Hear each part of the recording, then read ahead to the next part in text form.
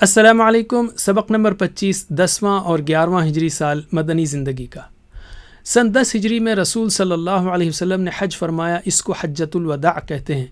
इस मौके पर आपने अरफा के मैदान में कई अहम बातों पर एक जामे खुतबा दिया।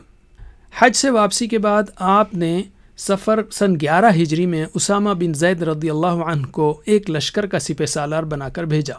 सन 11 हिजरी 29 सफ़र पीर से आप सल्लल्लाहु अलैहि वसल्लम की बीमारी का सिलसिला शुरू हुआ, जो चंद दिनों तक जारी रहा।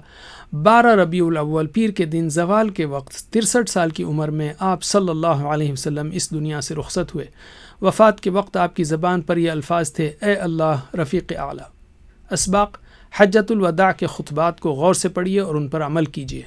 तो 10 और 11 हिजरी के अहम वाक़यात हैं हज्जतुल वदा, जैश उसामा और वफ़ात। तफसील के लिए देखिए हमारी 5 मिनट की सीरीज़ यूट्यूब पर।